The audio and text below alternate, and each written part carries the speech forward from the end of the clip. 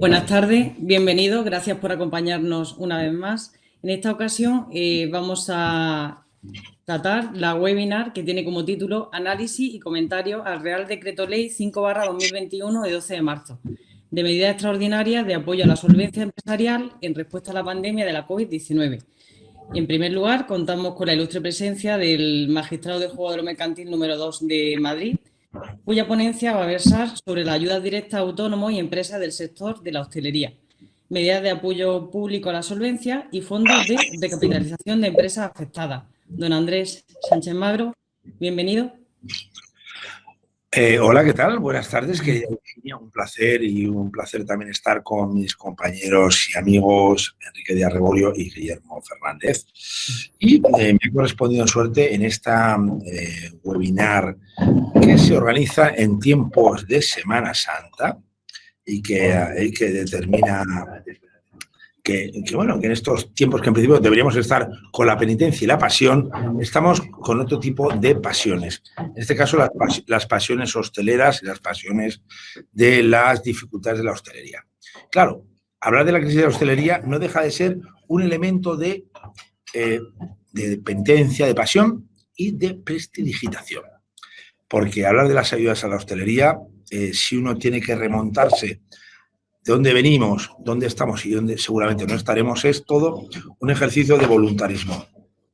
Yo, a la hora de preparar esta intervención, esta breve y cariñosa intervención, aunque sea telemática, he hablado con hosteleros, porque al final hay que pulsar el ánimo, el sentimiento de la gente afectada por el problema. Y están todos entre los que apoyan, sobre todo en Madrid, a una determinada presidenta, no digo su nombre, y los que están afectados o arruinados por otras políticas, forman parte un poco de lo que es el sentimiento que se extiende por la geografía nacional en el mundo de la hostelería, que es, como digo, entre el voluntarismo, la prestigitación y el ilusionismo. Cuando se ha hablado del proceso de ayudas y hablan mucho más de cuestiones de carácter legal, sino de carácter real y de carácter, lo que está ahora mismo no solo el Real Decreto Ley, el famoso Real Decreto Ley de 2021, de 12 de marzo de 2021, el 5 de 2021, y la orden ministerial de esta misma semana, sino en la realidad de las cosas.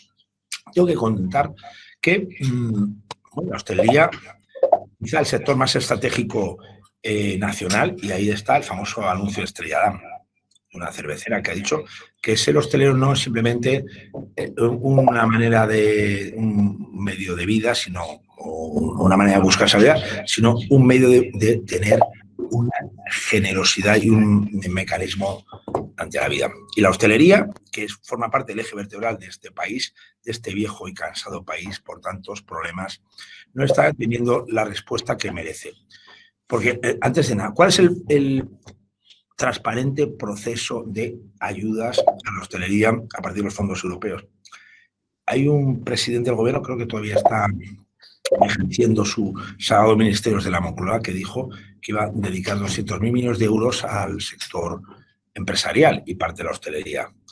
Hay algunos candidatos que dicen que en 24 horas van a sacar 80 millones de euros, digo candidatos en la Comunidad de Madrid, en 24 horas 80 millones de euros para preparar el sector de la hostelería. Hay 1 millón de empleos perdidos en la hostelería. Hay, sobre todo, un proceso poco transparente y quizá oscurantista en saber por qué se dan unas comunidades autónomas y no a otras esas ayudas.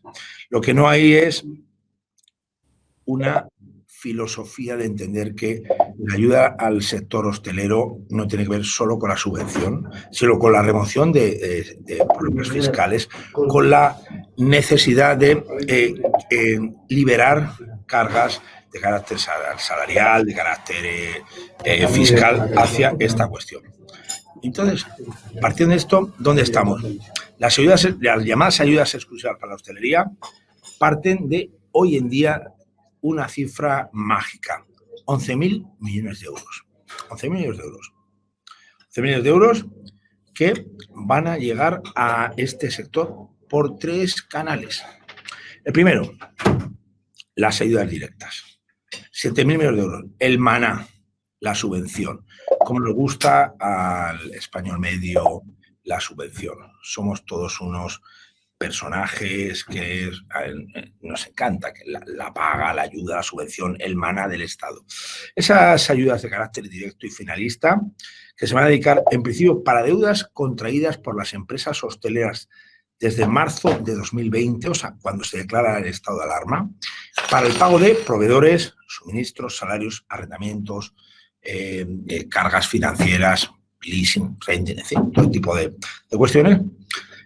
Son ayudas directas que van a ir para todos los que justifiquen a las comunidades autónomas, que son las que van a gestionar las ayudas, estas ayudas directas de los 7.000 millones de euros, para los que paradójicamente justifiquen estar en problemas. Porque esta es otra cuestión que cuando se habla de las ayudas a la hostelería y al sector de la hostelería se dice que se está únicamente financiando, subvencionando, custodiando aquellas empresas que no han hecho sus deberes. Los que tienen deuda son los que reciben la ayuda. Los que no tienen deuda, estas escasas y magras, como me ha pedido, ayudas, no les van a llegar. Hay dos líneas, también muy cuestionadas, porque de esos 7.000 millones de euros, 5.000 van al conjunto del territorio peninsular, incluidas Ceuta y Melilla, y otros 2.000 millones de euros por el tema del sector turístico, por las empresas turísticas que han tenido dificultades, van a los territorios insulares, la Comunidad Balear y la Comunidad Canaria. Y 5.000, 2.000. Los criterios de asignación van a ser tan genéricos como el impacto de la pandemia, la riqueza de la comunidad autónoma, sobre todo en este caso de las insularidades, por la cuestión de la afección turística, el impacto de la crisis del desempleo, cuestión que se mide como se quiera medir, porque eso es, los datos de la EPA pues son interpretables como venga Dios saber, y el impacto del desempleo juvenil, como criterio subsidiario, pero no menos importante. Los requisitos básicamente son que las empresas y autónomos que quieran percibir las mismas hayan tenido una caída de sus ingresos de al menos un 30% respecto al 2020. Con lo cual, una empresa que ha hecho sus deberes, voy a decir, una empresa viable, una empresa rentable, no necesita, según estos criterios, la ayuda del sector hostelero, lo cual es bastante chocante. O sea, el esfuerzo que muchas empresas han realizado con sus recursos propios, con la capacidad de financiación de sus propios administradores o dueños, no van a recibir ayudas. Primera cuestión de la ayuda directa y primera cuestión que está generando una auténtica polvareda en el sector. El sector de la hostelería no está por esta cuestión. Estas ayudas van a cubrir, al parecer, hasta un 40% de la caída adicional de ingresos de las microempresas y autónomos hasta 10 empleados y un 20% para el resto de empresas. Con una cantidad fija, que hay que decir para que la gente sepa cuando hablamos de ayudas a la hostelería, que va a oscilar de 800 a 3.000 euros. Cuando hablamos de las ayudas al sector hostelero, a todos estos sacrosantos héroes de nuestro país, que son los hosteleros, los que dan grandeza, riqueza y empleo, no van a superar los 3.000 euros. Todo ese batiburrillo, esa polvareda, esa propaganda y esas cuestiones que son tan afines a algunos de los 1.000 hijos de San Luis que habitan en el complejo Moncloa, pues van a quedar allí simplemente como esto. El seguimiento y control de las ayudas directas, además se establece, bueno, que diría alguno, como es una subvención, una ayuda, jurídicamente, lo saben Guillermo y Enrique, siempre necesitan un control finalista y por lo tanto un control de la subvención, un control al final del destino del fondo, ¿no? Y el destino del fondo tendrá que ser a cargo de las comunidades autónomas. Me imagino que será un control absolutamente leve y ligero y no irán persiguiendo, oiga, mire, usted le ha dado 925 euros y realmente usted no los ha destinado al mantenimiento de su empleo. ¿Por qué van a ser estas cantidades? Una ayuda, como digo, absolutamente exigua. De los 11.000 bajamos a 3.000 millones de euros que van a ser llamadas ayudas para la reconstrucción o reestructuración de la deuda financiera. Claro, 3.000 millones de euros para estructurar una deuda es aval del Estado. ¿Y cuáles son las ayudas con aval del Estado? Pues vamos otra vez a lo que nos gusta, estos créditos, estos préstamos que tanto han servido para, sobre todo, limpiar los balances de los bancos y para que estén muy contentos con sus buenos clientes, y tampoco para la pyme y la pequeña y media empresa que sabiendo el vademecum y el totum revolutum que está supuesto, pues ha determinado que algunos se hayan comprado coches o hayan limpiado sus deudas, y hablo en términos casi coloquiales, que ha sido la realidad, y no hayan determinado para el mantenimiento de las compañías. Criterios de elegibilidad que están en la orden ministerial presente y en las que tengan que ver, porque la orden ministerial de esta misma semana, pues una orden ministerial, te tengo que decir así, porque no me tengo que tapar, como siempre precipitada, poco reflexionada, poco técnica y que no resuelve, como de costumbre, ningún problema. Porque al final todo lo difiere a un proceso de negociación con las entidades financieras. Bueno, pues oiga, los 1.000 hijos de San Luis, que digo yo que están en el complejo Moncloa, los 1.000 hijos de Iván Redondo, deben gustarle mucho el rugby, porque todo es patada para adelante, como el rugby, venga, patada para adelante.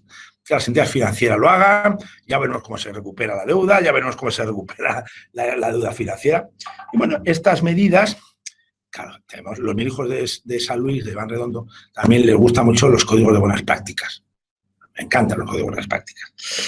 Unos códigos de buenas prácticas para la reestructuración de la deuda que va a requerir, evidentemente, como buen código de buenismo, una adhesión voluntaria de las entidades financieras y de todos otros organismos y de los que quieran sumarse a esa reestructuración de las empresas, que va a quedar en nada, porque el sector hostelero español son autónomos y pequeñas y medianas empresas.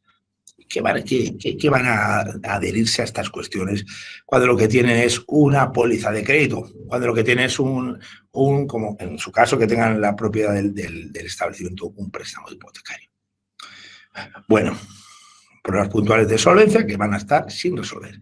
Y ya la guinda del pastel, 7.000 de ayudas que gestionan las comunidades autónomas, 3.000 de apoyo a la reestructuración de la deuda financiera, 1.000 que se llama del Fondo de Reptiles, el Fondo de Recapitalización de Empresas Medianas, que es para reforzar los balances de empresas que eran viables en 2019, en diciembre de 2019, se ha puesto esa fecha, podía haber sido en marzo de 2020, pero que se enfrentan a problemas de solvencia por la pandemia.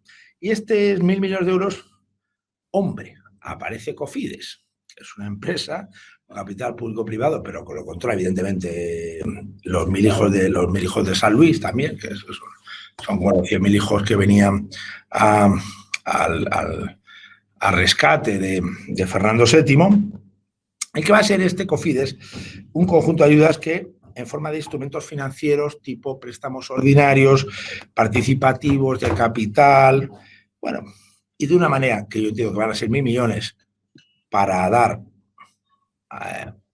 por lo menos a no enemigos, pues sí, se irán gestionando esos 1.000 millones para ver cómo ese instrumento llamado Cofides, pues vamos a ver cómo vamos completando un poco la cuestión del pastel.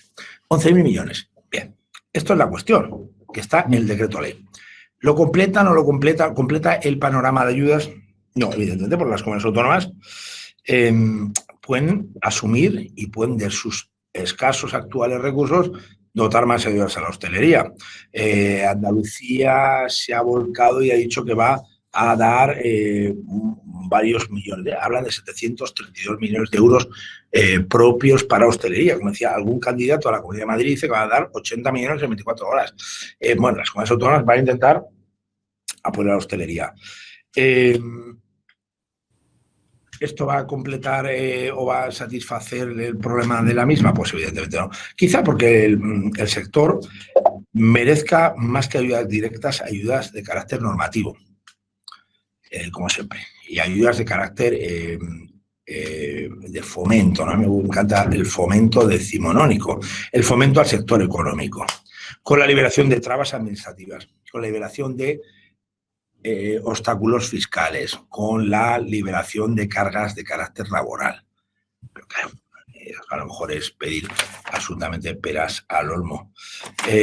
Solo digo, para finalizar, esta, más que ponencia, esta diatriba contra el sector esta diatriba contra la escasez de ayudas al sector hostelero, que hay el 68,5% de las ayudas estatales, de estas tres fórmulas que acabo de decir, al sector hostelero la van a concretar 4 comunidades autónomas. La primera, con 1.100 millones de euros, se llama Andalucía. La segunda se llama Cataluña, con 993 millones de euros. La tercera, un poquito más baja, Madrid, con 679 millones de euros. Y la cuarta, Valencia, con 647 millones de euros. El resto, pues, que cada uno interprete lo que considere. Y a partir de aquí, pues, a vuestra disposición. Muchas gracias, André. Lo que es alucinante que te hayas podido aprender todas esas cifras, porque son unas cuantas, sin duda. Muchísimas gracias, sobre todo por poner encima de la mesa esa insuficiencia de las medidas adoptadas por parte del Estado. Con lo cual, muchísimas gracias por la intervención. Y pasamos en segundo lugar a tratar los convenios, reconvenios y acuerdos de refinanciación en el marco concursal, y para ello contamos con la presencia de don Guillermo Fernández García, magistrado titular del Juzgado de lo Mercantil número 2 de Las Palmas. Bienvenido, Guillermo. Hola, muchas gracias. En primer lugar, agradecer a la organización por haberme invitado a participar en esta ponencia y, asimismo, a todas las personas que están al otro lado escuchando. La verdad que el panorama que pinta Andrés, con ser cierto, pues no deja de ser terrible, ¿no? Y nos hace referir bastante de cómo se va a aplicar la norma. Yo voy a hablar de, en realidad, la misma norma que se dictó el Real Decreto Ley 5/2021 para fomentar para este fomento que hablaba Andrés, pero en concreto de 2 aspectos concretos en los cuales esta norma, el Real Decreto Ley 5/2021, va a modificar una norma anterior, la Ley 320, la ley que estableció una serie de medidas procesales organizativas para hacer frente a la COVID en el ámbito de la Administración de Justicia y, muy en concreto, en la parte concursal, que es de la que voy a tratar yo. Como digo, lo modifica en dos puntos. En el convenio, en el llamado reconvenio, la modificación de convenio, que estaba regulada en el artículo 3 de esta ley 320, y, por otro lado, en los acuerdos de refinanciación. En primer lugar, una primera aproximación doctrinal que comenzaré con el reconvenio. El reconvenio no es sino una forma de llamar a la modificación del convenio que se hubiera hecho o se hubiera suscrito con los acreedores en sede concursal. No tenemos que perder de vista que toda esta normativa de la que estamos hablando, la Ley 320, el Real Decreto Ley 5/2021, es una normativa de excepción. En todo caso, se está fundando en una primera norma que constituyó el presupuesto en la medida que declaró el estado de alarma el Real Decreto 463/2020, que, como digo, declaró el estado de alarma a partir del 14 de marzo de 2020. Y por ser una normativa de carácter excepcional, pues siempre ha de ponérsele una serie de puntualizaciones. La misma no es susceptible de una interpretación extensiva, sino más bien restrictiva. Estamos, como digo, en normativa excepcional que se ha dictado para regular una situación de hecho que es excepcional. Esto es lo primero que debemos pensar cuando hablamos de reconvenio. ¿Qué ocurrió cuando se declaró el estado de alarma? Bueno, pues de las escasas sociedades concursadas que consiguen un convenio, sabemos que mucho más escasas son aquellas que consiguen cumplir el convenio, ¿no? Entonces, en esa situación se planteó la posibilidad de, habida cuenta que estamos ante un escenario radicalmente distinto al que se nos planteaba con anterioridad a 14 de marzo de 2020, se incrementan mucho las dificultades para cumplir con el convenio, entonces se planteó la posibilidad del reconvenio. El reconvenio era conocido en nuestro derecho, en nuestra ley concursal de 9 de julio de 2003, a raíz de la disposición transitoria tercera del Real Decreto Ley que desembocó en la Ley 2515. Y establecía únicamente una vigencia de esta disposición por 2 años. Por lo tanto, desde su entrada en vigor, por lo tanto, una vez transcurridos estos 2 años, en el marco o en el escenario, como digo, de la pandemia, no podíamos acudir a la regulación que establecía esta disposición transitoria tercera. Era necesario, por tanto, establecer una nueva regulación, como hace el artículo 8 del Real Decreto 1620, que establece, como digo, la posibilidad de reconvenio, de modificar el convenio que se hubiera aprobado en un concurso para todas aquellas sociedades que estén en fase de cumplimiento del convenio y con un límite temporal. Como la mayoría de estas normas excepcionales tienen una vigencia temporal, que en este caso iba a ser la de 1 año desde el fin de la eficacia del estado de alarma. Por tanto, se nos establecía la posibilidad de modificar el convenio hasta ese límite temporal o con ese límite temporal y, cuestión muy importante, desvinculándose de la situación de pandemia. Es decir, no era necesario que se justificara por la sociedad concursada y con un convenio aprobado que no se podía cumplir con el convenio por el hecho de la pandemia. Es decir, también podían acogerse a esta disposición, al artículo 8 del Real Decreto 1620, aquellas sociedades con un convenio que no pudieran cumplirlo por una razón exógena a esta pandemia. Una primera novedad que nos encontramos con la regulación que el reconvenio hace el artículo 8 del Real Decreto 1620 en relación con la Ley 2515 era que en este caso únicamente tiene legitimación para plantear el reconvenio el deudor, puesto que es el mismo el que tiene la facultad de decidir si quiere continuar o no con su empresa para de este modo satisfacer los créditos tal y como han quedado tras el convenio. Esta diferencia, como digo, de lo que ocurría con el reconvenio en la Ley 2515, en la cual podían asimismo plantear la posibilidad de reconvenio, de modificación de convenio, unos acreedores que representaran el 30% del pasivo ordinario. Este mismo Real Decreto 1620 establecía un procedimiento y establecía desde el punto de vista formal la necesidad de, una vez que se presenta la solicitud o la propuesta de convenio modificado, de reconvenio, había de acompañarse asimismo una relación de los créditos concursales no satisfechos y también de los créditos que se hubieran devengado con carácter posterior a la aprobación por sentencia del convenio. Asimismo, había de acompañarse un plan de viabilidad y un plan de pagos. Esto continúa hasta el momento de hoy, así como también continúa en el momento actual la previsión que establecía que, con independencia del número de acreedores, la tramitación del convenio iba a ser la escrita. Eso nos permite, y bueno, en la práctica de los juegos de lo mercantil lo hemos visto y lo sabemos, nos permite poner o plantearnos al menos la función que realmente tiene la Junta de Acreedores. No es necesario realmente que concurran una serie de acreedores y que voten en ese momento cuando en realidad la información y la negociación se fragua fuera. Pues hemos visto que no, que en realidad el procedimiento escrito, si bien lo se ha adoptado por medidas sanitarias, pues para evitar el trasiego de gente en los juzgados, pues vemos que realmente facilita bastante la tramitación del convenio. Establece asimismo el artículo 8 del Real Decreto 1620, que como digo, continúa en la misma redacción, puesto que no ha sido modificado en este punto por el Real Decreto Ley 5/2021, establece que las mayorías serán las mismas que las que se hubieran tenido en cuenta para el convenio originario y que no afectará el nuevo convenio ni al pasivo contraído después del cumplimiento. Ya veíamos que al proponer el reconvenio había que presentar una relación de los créditos concursales no satisfechos, que evidentemente son los que van a constituir el ámbito objetivo de aplicación del convenio modificado, pero también una segunda relación, la de los créditos que se hubieran devengado posteriormente al convenio. En este caso, no van a resultar afectados por el reconvenio. En total, tenemos que se está regulando una medida que en realidad, quizá, como digo, se ha recogido normativa de carácter excepcional, pero lo deseable sería que se incorporara a la normativa general del concurso. ¿Por qué? Porque la interpretación que se hace en los juzgados de lo mercantil del artículo 140 de la ley concursal es la que es la literal. Es decir, en el caso de que se incumpla el convenio, con independencia de que el cumplimiento sea o no esencial, a diferencia de lo que ocurre con un supuesto del Código Civil, nos enfrentamos con un incumplimiento contractual.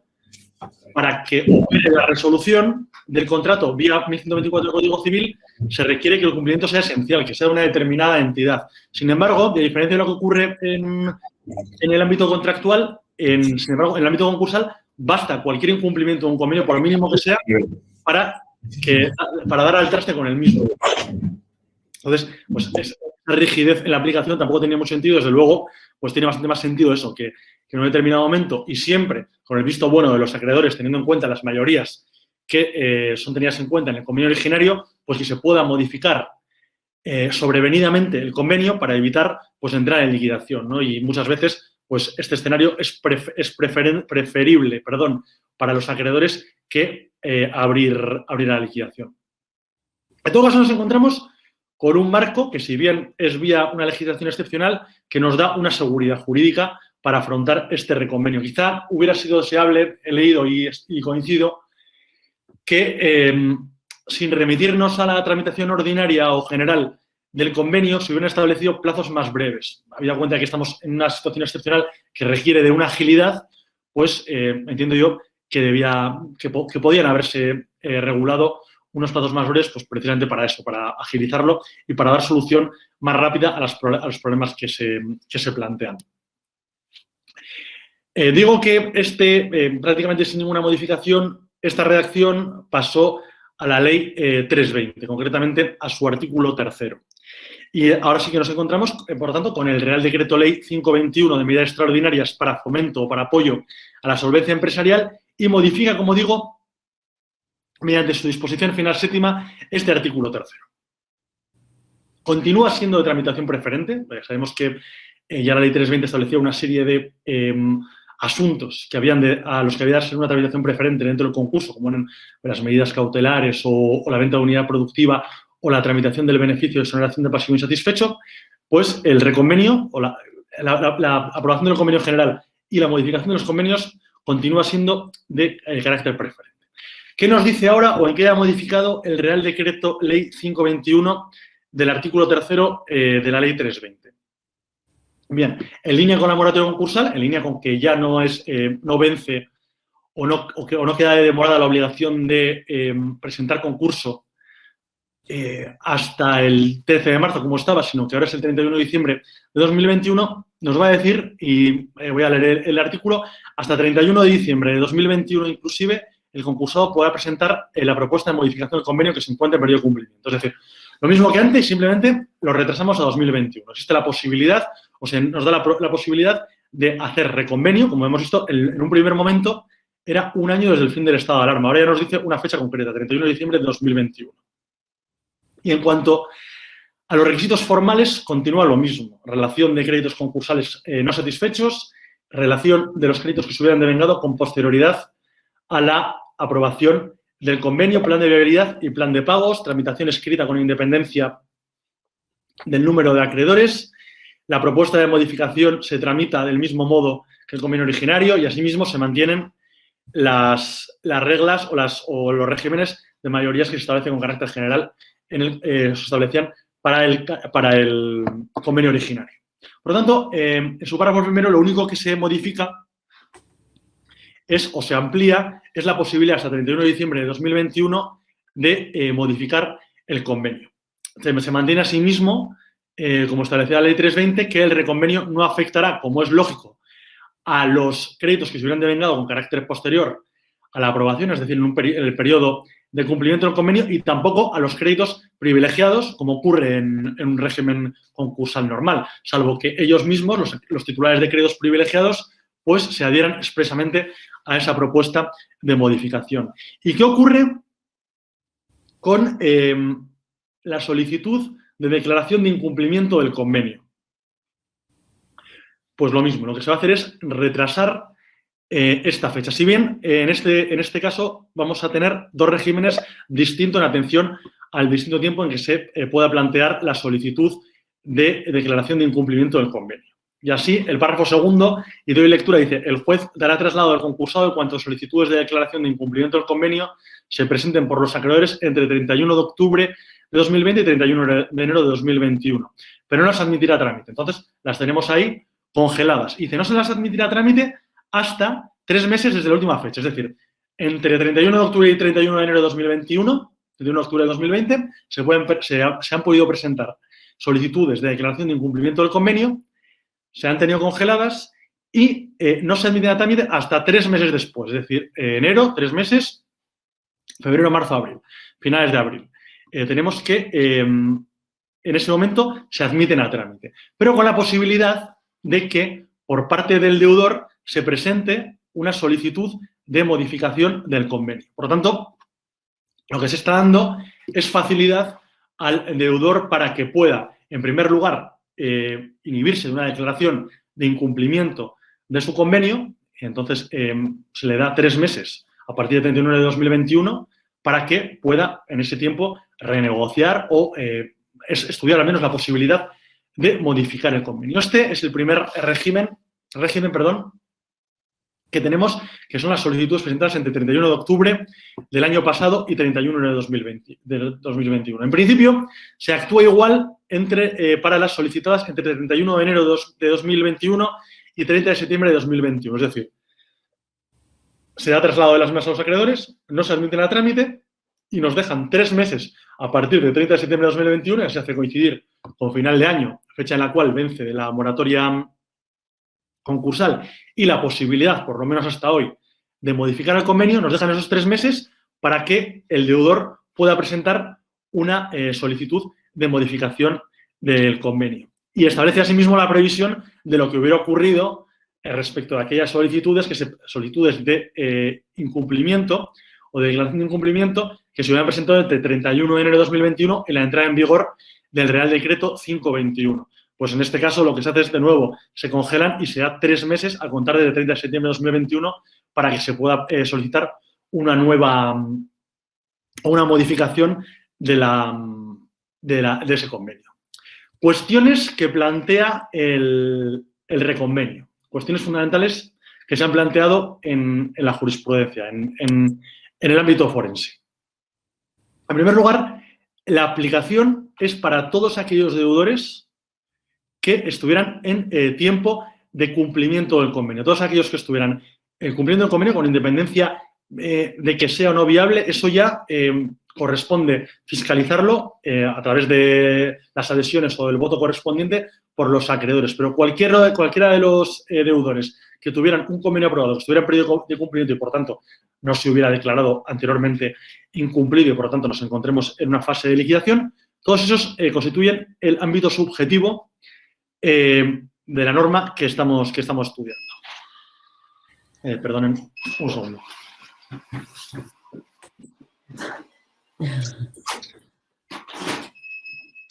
Esto de hacer las cosas en casa, que ha sido la rumba que debe estar programada para esta hora, tengo el 20. Bien. Más cuestiones que se plantean respecto del reconvenio. Y en esto sí que me he encontrado 2 opiniones distintas de los compañeros. ¿Es necesario rehabilitar al administrador concursal? Sabemos que estamos, por tanto, el escenario que no se nos plantea es el del cumplimiento del convenio y, por lo tanto, han cesado los efectos del concurso y no tenemos administrador concursal. Bien, en este sentido, he encontrado el auto del juzgado mercantil número 2 de Barcelona, que no tengo la fecha, pero es del concurso de Precasa, que lo que hace es rehabilitar al administrador concursal.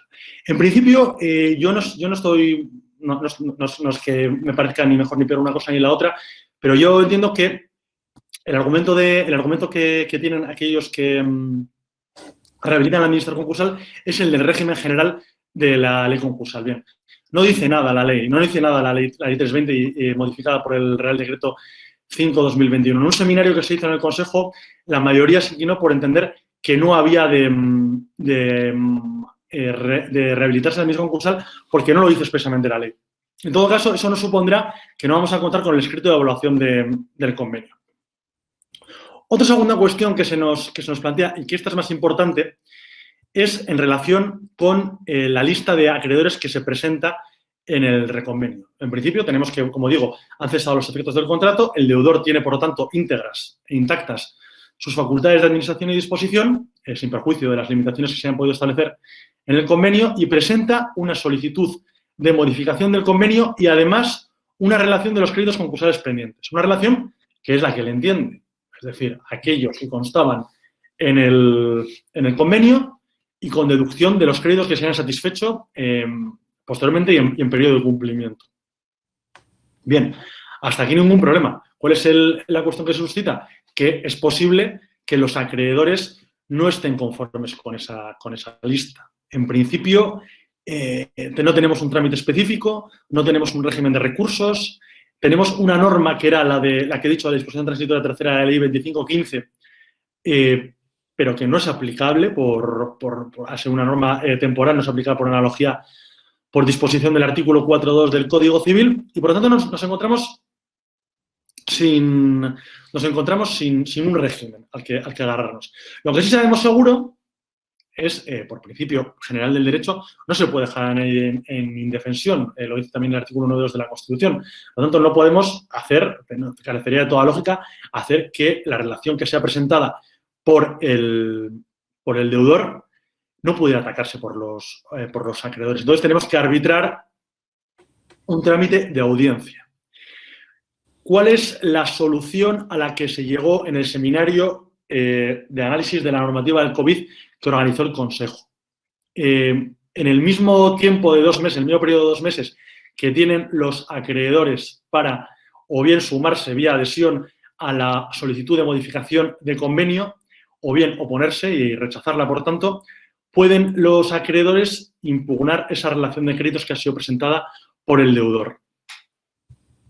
Y luego, lo que se habló aquí es, de nuevo, de darse un derecho de contrarréplica al administrador concursal, al deudor, que es el que ha propuesto el reconvenio y el que ha presentado la relación. Entonces, aquí se dijo, se propone, porque evidentemente son unas conclusiones de un seminario en la cual había distintas opiniones, pero esta fue la mayoritaria, una contrarréplica de 5 días para que el deudor conteste a la impugnación que haya hecho el acreedor. Todo ello no da lugar a un incidente concursal. Directamente será objeto de resolución en la misma sentencia en la que se apruebe el convenio. Es decir, se aprobará el convenio o no se aprobará, pero se aprobará el convenio si es el caso, y, de paso, se resolverá sobre la impugnación que de los créditos o de la relación de créditos haya hecho la relación de créditos que haya presentado el acreedor. Bien, voy a pasar ahora a la segunda modificación que ha hecho el Real Decreto 5/2021 en la Ley 320, y es la que toca a los acuerdos de refinanciación. Voy de nuevo, como en el caso anterior, a hacer un rápido barrido o de aproximación conceptual a lo que es un acuerdo de refinanciación. Un acuerdo de refinanciación, como sabemos, es un instrumento preconcursal. En realidad, no tiene que ir seguido de un concurso.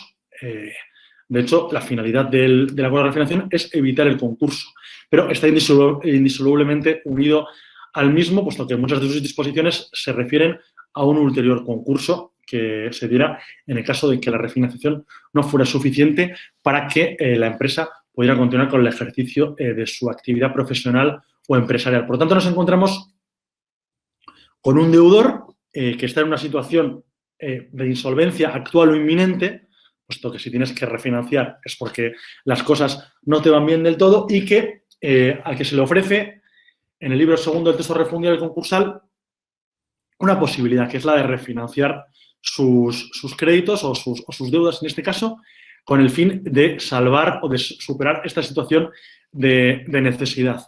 ¿Quién puede, por tanto, adoptar un acuerdo de refinanciación? Nos lo dice el artículo 597 del texto refundido del concursal. Es toda aquella persona natural o jurídica que no se encuentre en concurso, pero se encuentre en una situación de insolvencia actual o inminente. Bien, lo interesante y lo que nos vamos a referir son aquellos convenios que posteriormente son objeto de homologación judicial. Un convenio cualquiera puede adoptarlo en la forma que quiera. Uno se reúne con sus acreedores y, por el juego de la autonomía de la voluntad, modifica las obligaciones que existieran entre ellos del modo que quieran. Ahora bien, para que nos encontremos en el supuesto de hecho que prevé la ley concursal y, por lo tanto, el reconvenio pueda gozar de los efectos y de los beneficios que le atribuye el texto refundido del concursal, fundamentalmente el arrastre de los acreedores disidentes y la protección o blindaje frente a una eventual acción rescisoria que se ejercite dentro del concurso, pues en este caso únicamente va a ser para unos determinados acuerdos de refinanciación que nos dice la ley concursal o el texto refundido de ley concursal cuáles son. En el momento que se reúnan esos requisitos, se presenta al juez del concurso y el juez del concurso los homologa. Solo en estos casos, por lo tanto, tenemos que va a gozar, como digo, de los efectos que atribuye el concursal. ¿Puede una sociedad que está en convenio,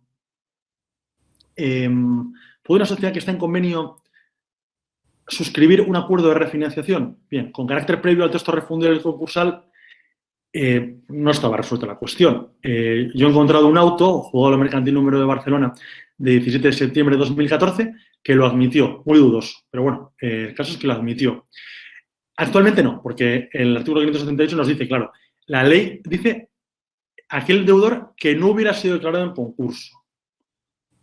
A pesar de cesar los efectos del concurso, el artículo 133 antiguo de la ley concursal, a pesar de cesar los efectos del concurso, estamos en concurso, puesto que está en una situación latente que por vía de incumplimiento puede dar lugar a la continuación del mismo. Desde luego no se ha dictado un auto de conclusión, que eso será en un momento muy posterior cuando se cumpla la sentencia de convenio. Por lo tanto, en el momento actual parece bastante claro que una sociedad que está en cumplimiento de convenio podrá acudir a la figura que hemos visto antes, al reconvenio, pero no podrá acudir a un acuerdo de refinanciación. Aquí la cuestión que se plantea es, no tanto por los créditos concursos no satisfechos, sino por lo que veíamos antes en el reconvenio de aquellos créditos que hubieran surgido, que se hubieran devengado posteriormente a la sentencia de aprobación del convenio. Estos no van a resultar afectados por el reconvenio. Por tanto, en ese caso se discutía la posibilidad que podía haber de reconvenir o de refinanciar, esos créditos. Bien, tenemos por lo tanto que hay unos acuerdos de refinanciación genéricos, como si dijéramos, y unos específicos que son los que pueden ser homologados y, por lo tanto, van a disfrutar de los efectos a que antes me he referido. El arrastre de los acreedores disidentes y el blindaje que establecía el 71 bis de la ley concursal respecto de las acciones rescisorias en el concurso.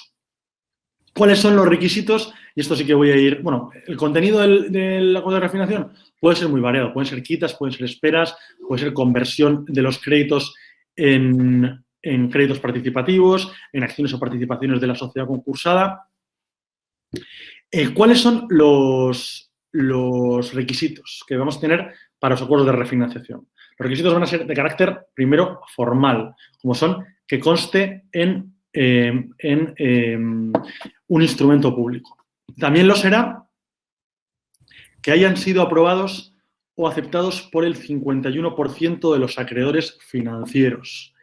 Este umbral, este porcentaje de pasivo financiero deberá estar certificado por un auditor de cuentas. El auditor de cuentas de la sociedad, en el caso de que esta sociedad las auditara, y en el caso de que no, pues será el nombrado por el registro mercantil del domicilio de la sociedad deudora. Asimismo, el acuerdo de refinanciación tiene que tener por objeto o finalidad el que la sociedad deudora pueda continuar con el ejercicio de su actividad profesional. Es decir, es evidente que si refinanciamos y promovemos o facilitamos esta refinanciación es para algo. Es para que la sociedad sea viable a medio o corto plazo y, por lo tanto, continúe con el ejercicio de su actividad. Y, finalmente, nos habla el artículo 598 del texto refundido de cuál es su objeto, que es la ampliación significativa del crédito disponible o la modificación o extinción de las obligaciones del deudor mediante prórroga de la fecha de vencimiento o bien el establecimiento de nuevas obligaciones en sustitución de aquellas. Ampliación significativa del crédito, pues es conceder, evidentemente, nuevas líneas de crédito, nuevos préstamos, modificarlos de determinada forma. ¿Cómo?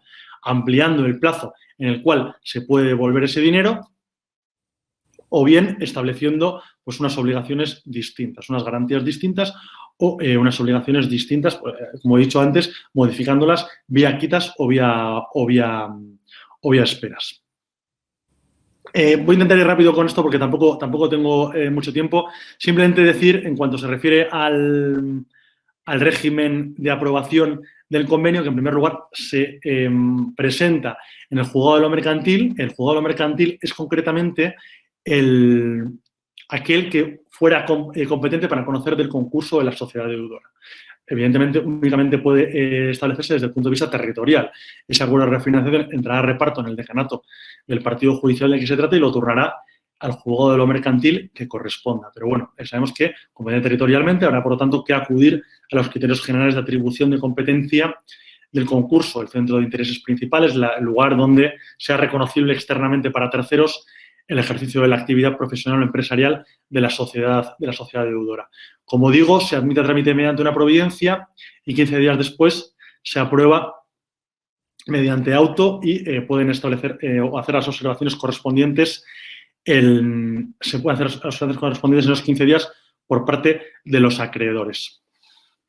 Bien, una vez que ya ha sido aprobado ese convenio, desde el mismo momento que se dicta la resolución judicial homologando, el mismo produce efectos. Como he dicho, ¿los efectos cuáles son? Arrastrar a los acreedores disidentes, todos aquellos acreedores que no hubieran suscrito directamente, se hubieran pronunciado en contra del convenio, siempre que estén por encima de determinados umbrales que establece el texto refundido, pues resultarán afectados. Se establecen algunas normas especiales, como es la relativa al crédito sindicado, donde se nos dice que siempre y cuando voten a favor los acreedores que representen más del 75% de ese crédito sindicado, pues todo el crédito resultará arrastrado. También se nos da alguna otra, me están viniendo a la cabeza algunas cosas, otra norma, como es que no se tendrá en cuenta para el cómputo del pasivo las personas especialmente relacionadas que establece la ley concursal. Y por lo tanto, esas personas sí se tendrán en cuenta ese pasivo, que me estoy colando, pero no podrán adherirse o suscribir ese acuerdo de refinanciación. ¿Qué ocurre cuando ya tenemos el auto homologando el acuerdo de refinanciación? Vamos a tener en cuenta estos dos efectos que le atribuye la legislación, que son tan importantes. Como digo, el estar blindado frente a una acción de rescisión, una acción de reintegración que se ejercite dentro del convenio, lo cual es muy positivo desde el punto de vista de fomentar la suscripción de un acuerdo de refinanciación. Pensemos que el acreedor va a arriesgarse a refinanciar exigiendo, por ejemplo, la constitución de una hipoteca, asumiendo, como digo, el riesgo que en un concurso de acreedores que se plantea relativamente cercano, vemos que el supuesto de hecho es un deudor que está en una situación actual o inminente de insolvencia y, por lo tanto, de concurso.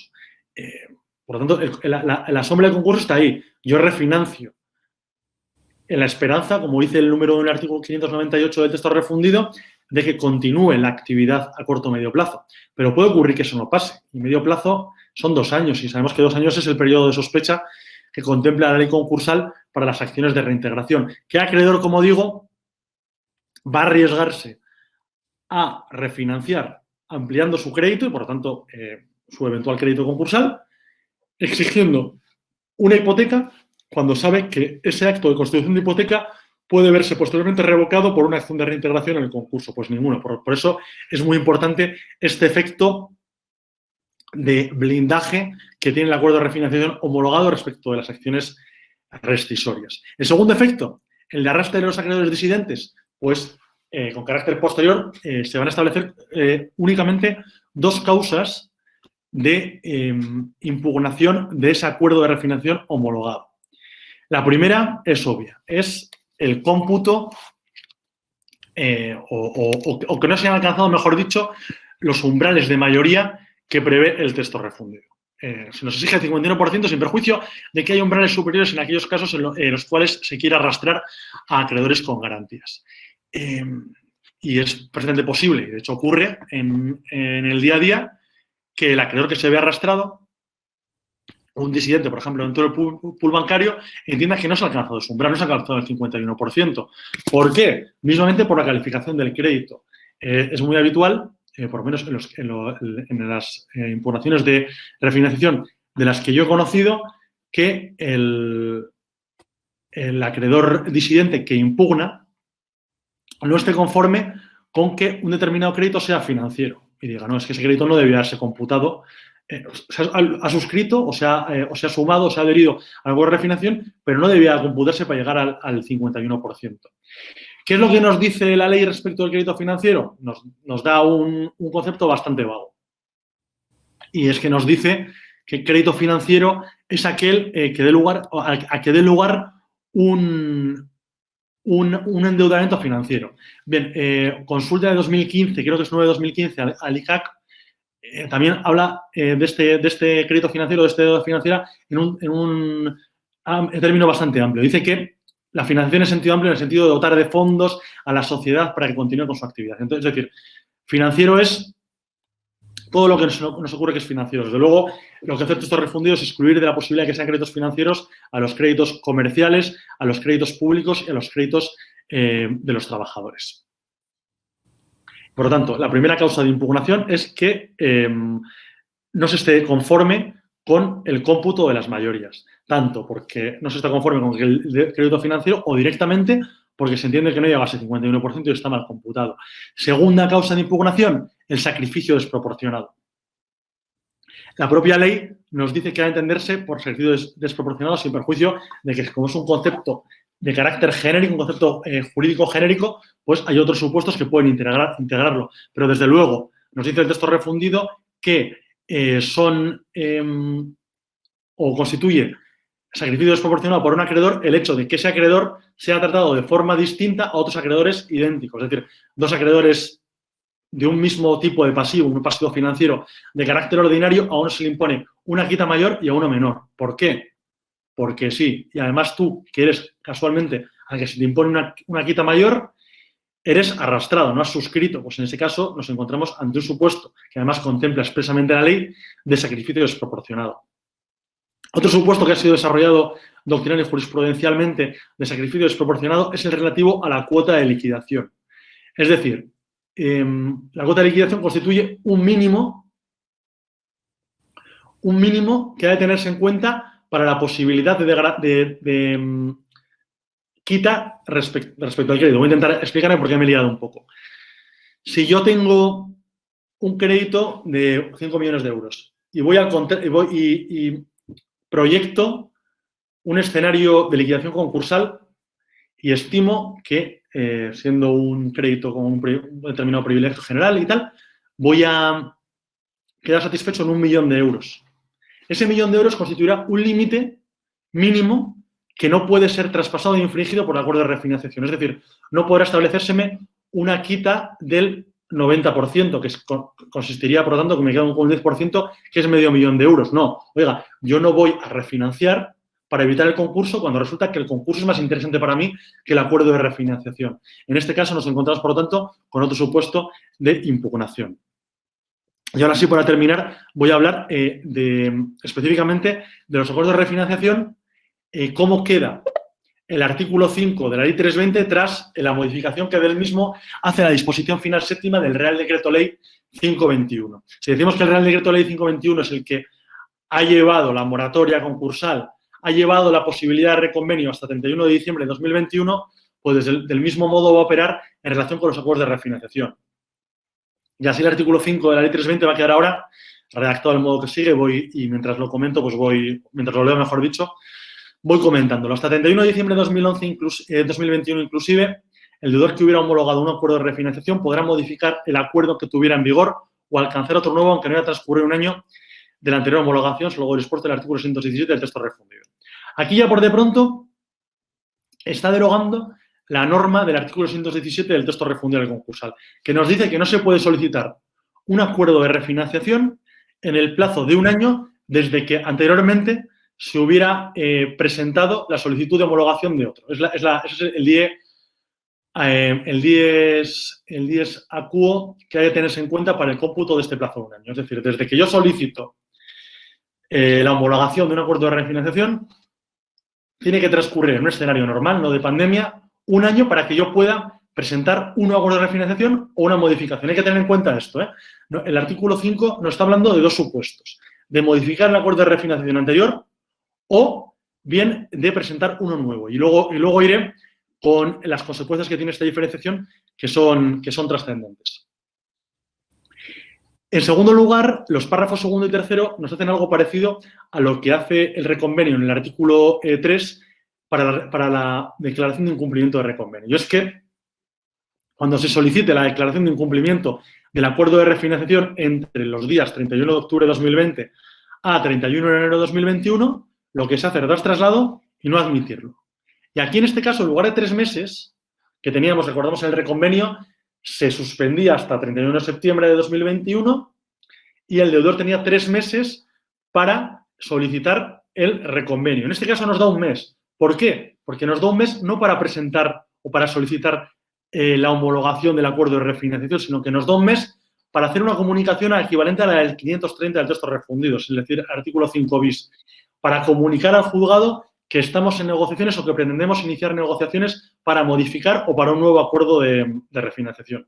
Si transcurren esos 3 meses de la comunicación, es decir, lo mismo que en el 5 bis o en el 530 tenemos 3 meses y un mes, aquí tenemos un mes y 3 meses, transcurre ese tiempo sin que se haya presentado la solicitud de modificación del acuerdo de refinanciación, en este caso ya se da trámite a las solicitudes de incumplimiento de la refinanciación. Lo mismo ocurre en las solicitudes de incumplimiento que se presenten entre 31 de enero, las solicitudes de declaración de incumplimiento, entre 31 de enero de 2021 y 30 de septiembre de 2021. De nuevo, se paraliza hasta 30 de septiembre de 2021, luego se nos da un mes, se le da un mes al deudor.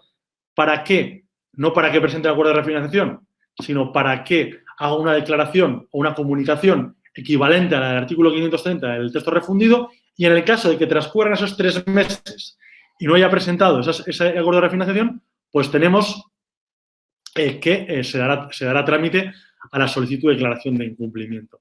¿Y qué ocurre? Una norma, como si dijéramos, de derecho transitorio, en las solicitudes que se han presentado entre 31 de enero de 2021 y la entrada en vigor del Real Decreto 521, que parece que están huérfanas, pues la remite al mismo régimen que el anterior número. Es decir, las paraliza hasta el 31 de septiembre de 2021 y de nuevo nos da un mes y otros 3 meses en el caso de que se haya hecho la comunicación. Por lo tanto, y para hacer una conclusión de cómo queda el acuerdo de refinanciación tras la regulación que hace del mismo la Ley 320, después de la modificación introducida por el Real Decreto Ley 5/2021, tenemos, como vemos, que queda suspendida la aplicación del artículo que nos decía que no podía presentarse una solicitud de acuerdo de refinanciación en el plazo de 1 año desde que se hubiera solicitado al anterior. Esa norma nos la quitamos. Y aquí voy con lo que decía antes. El número 1 de este artículo nos habla de 2 posibilidades que tiene el deudor. Presentar un nuevo acuerdo de refinanciación o modificar el anterior. Y eso tiene trascendencia en el régimen de mayorías. Porque si yo presento un nuevo acuerdo de refinanciación, el anterior queda vigente, no lo estoy modificando. Entonces, tendré que tener en cuenta todo el pasivo, no únicamente el pasivo que se tuvo en cuenta en el acuerdo de refinanciación, sino también el pasivo nuevo que se ha generado con carácter posterior a la solicitud o a la homologación.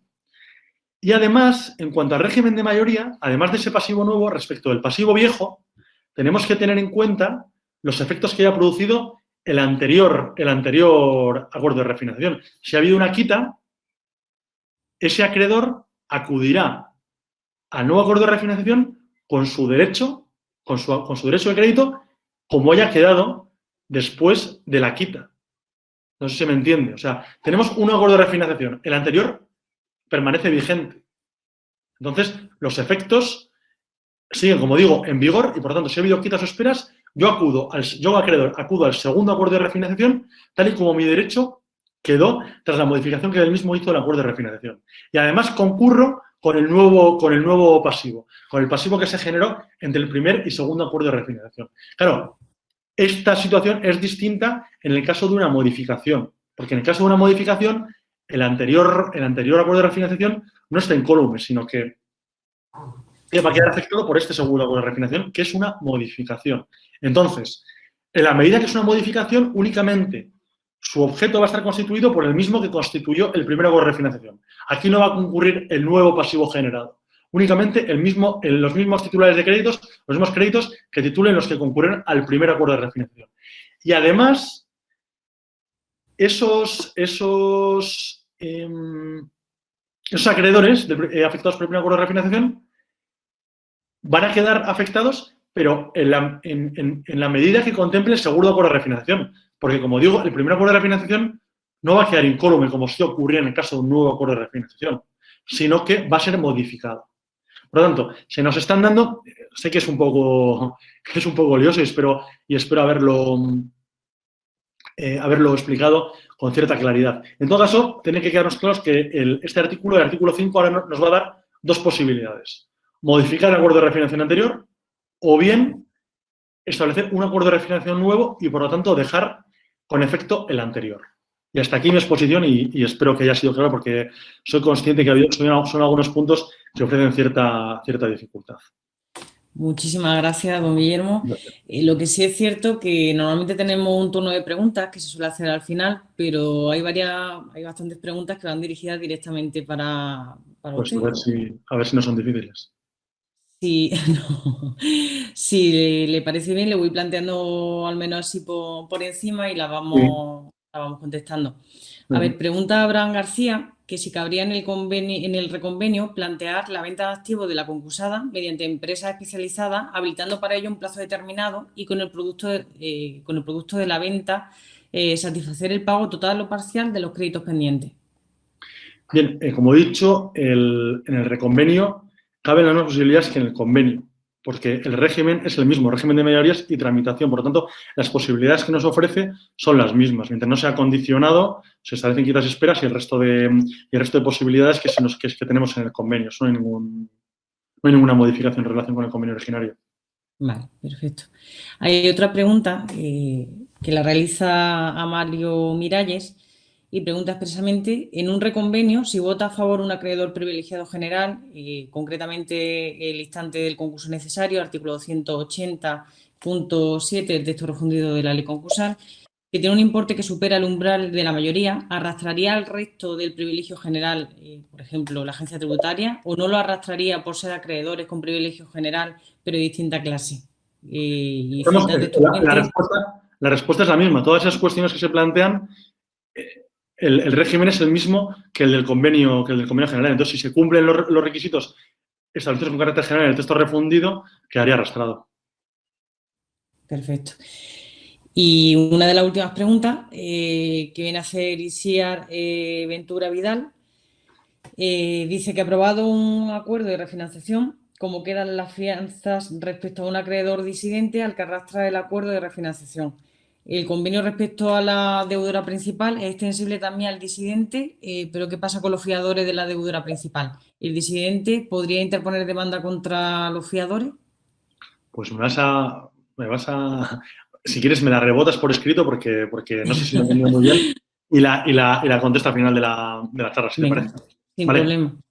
Gracias. Venga, pues si os parece, vamos a pasar a la última ponencia, no la menos importante sin duda.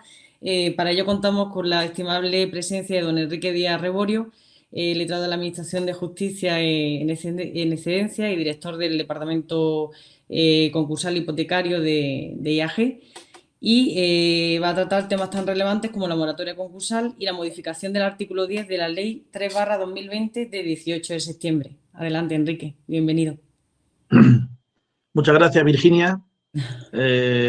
Muchas gracias a IAG por la conveniencia de seguir apostando por la formación en tiempos de pandemia, incluso en Semana Santa.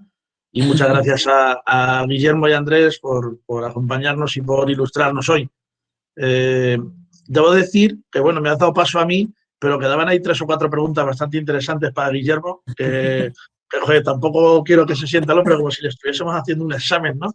Pero es verdad que hayan quedado un par de preguntas, una para Andrés y un par de para Guillermo, que luego confío en que la moderadora al final os las haga a vosotros. Y así pasa más desapercibido que yo no entiendo de nada y les hacemos preguntas a ellos. Bueno, lo que sí he hecho es un pequeño guión que, por supuesto, si algún asistente tiene interés, lo pasaré. Yo realmente solamente un guioncillo para evitar dispersarme demasiado, ¿no? Nos ocupa este Real Decreto Ley 5/2021, que lo ha convalidado el Congreso, pues me parece que hace 3 o 4 días. Por tanto, tiene rango de ley plenamente aplicable. Y bueno, y es pues una vuelta de tuerca más de las relaciones entre el concurso de acreedores y el COVID.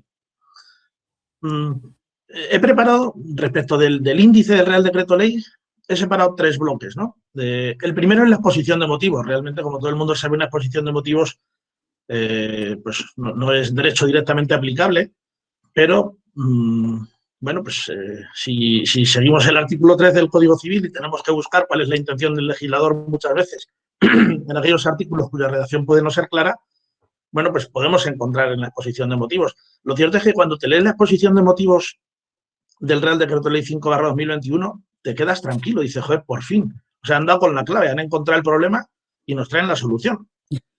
Luego te lees los artículos y dices, joder, esto no, o sea, o han debido ser distintas personas los que han redactado la exposición de motivos y los que han redactado los artículos, pero no solo distintas personas, es que no, yo creo que no se conocen entre ellos, no han hablado, no se han coordinado, ¿no? Lo cierto es que localizas el problema, que es una reducción significativa de los ingresos de muchas empresas y de muchos autónomos como consecuencia del COVID. Y para proteger todo el tejido productivo, es decir, pues van a ser unas ayudas no solo para proteger a los destinatarios de estas ayudas, sino para proteger, bueno, la rueda que es la economía.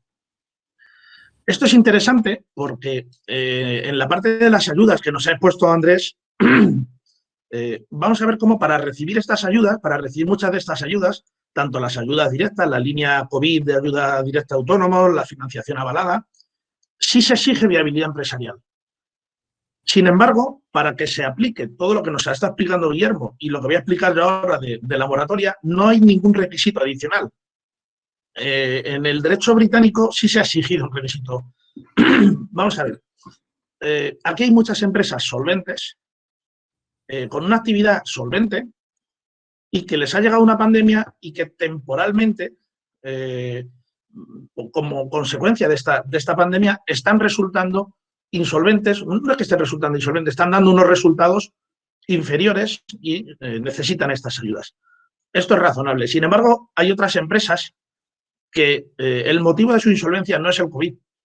Estructuralmente ya se encuentran en situación de insolvencia. Pues bien, estas empresas, como vamos a ver ahora, quedan fuera de las ayudas, tanto de las directas como de las indirectas, pero sí se les aplica toda la modificación de la Ley 3/2020, es decir, todas las medidas puramente concursales. Una empresa que no cumpla esos requisitos de solvencia sí va a poder optar a ayudas directas. Una empresa que no cumpla los requisitos de solvencia no va a poder optar a las ayudas directas, pero sí va a poder acogerse a la moratoria. Por tanto, vamos a generar una moratoria concursal que va a ser, bueno, pues un generador de lo que llaman vulgarmente las empresas zombie, ¿no?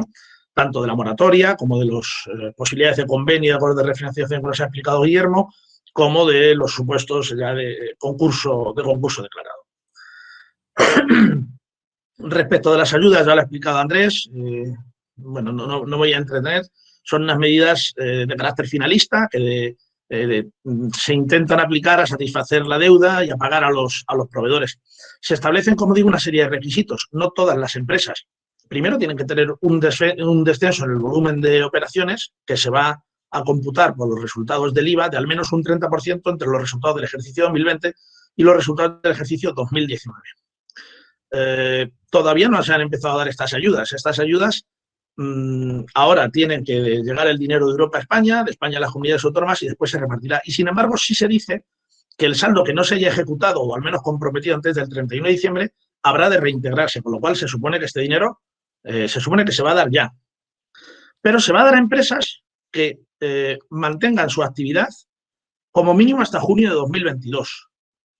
Si alguna empresa perceptora de estas ayudas posteriormente cesa su actividad antes de junio de 2022, se supone que debe reintegrar al Estado la ayuda recibida. ¿Qué pasa si una de estas empresas declara concurso y por tanto cesa su actividad antes de junio de 2022? Bueno, se supone que tendrá, sobre todo si se abre la liquidación antes de junio de 2022, tendrá que devolver estas ayudas. Y además se establece un requisito que es especialmente duro, que es el de no haber solicitado concurso. Digo que es especialmente duro porque se convierte en que la moratoria concursal de la que voy a hablar ahora ya no es solo un derecho, estás forzando a las empresas a no instar su concurso voluntario, aunque sepan que están en situación de insolvencia, porque si solicitan su concurso voluntario no podrán solicitar las ayudas económicas.